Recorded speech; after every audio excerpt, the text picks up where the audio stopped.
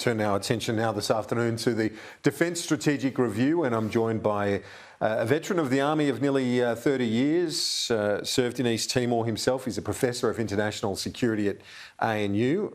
John Blaxland, our friend, a regular on this program. Thanks for joining us this Anzac Day. Good to be with you, Kieran. You've had a bit of time to digest the Defence Strategic Review now. How does it stack up in your view? So there is a consistency with previous white papers. There is a fairly coherent articulation of the security challenges we face. They're broader than they were before.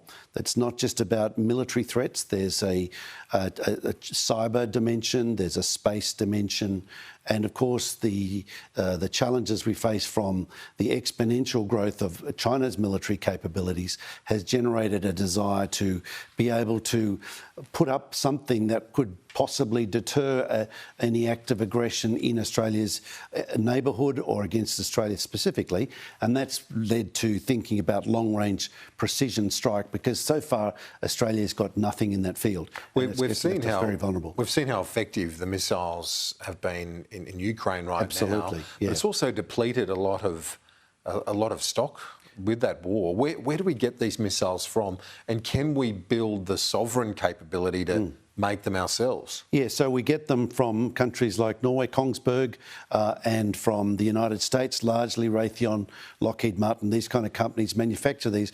What we're looking to is a guided weapons, explosive ordnance capability in Australia that gets licensed manufacture from these other international companies to enable us to get the stocks.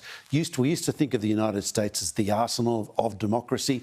The United States is now stretched, meeting its own requirements, certainly the requirements of allies, and of course the requirements of Ukraine. So what we realise is that stocks are low, and when there's a crisis, everybody's calling for this stuff.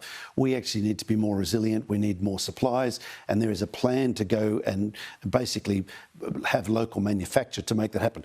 But it is still some time away. So what's some time? Are we talking still several years away? Well, yeah, unfortunately... Sounds like the government wants to move on it ASAP, at least with the missiles. Yeah, no, they do. There is, unfortunately, a real inertia in the system. There's bureaucratic wheels that spin. There's a commitment by the government to cut through it. But, even this review has kind of put things on hibernation while the review was undertaken. And even then, projects that could have just been rolled through have actually been cancelled, and others have been wound back.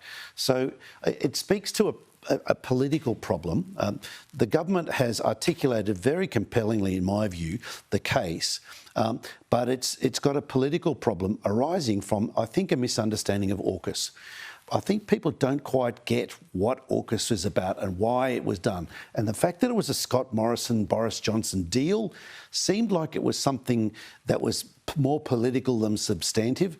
And I think what people need to understand is, OK, there was the politics to it, but it coincided with a genuine technological and strategic challenge. And that is that Australia's submarines, with the advent of persistent polar orbit satellites that operate, largely Chinese-operated satellites, they can monitor our submarines' actions. Combined with artificial intelligence, throwing drones in the mix, and basically as soon as an Australian submarine surfaces to recharge its batteries, it sends out a wake that is detectable from these satellites. So they'd be sitting ducks? They're sitting ducks. This is the problem. So all this talk and Keating-esque remark about 40 or 50 diesel submarines, not the nuclear propulsion ones, is actually it's worse than fanciful. It's dangerous.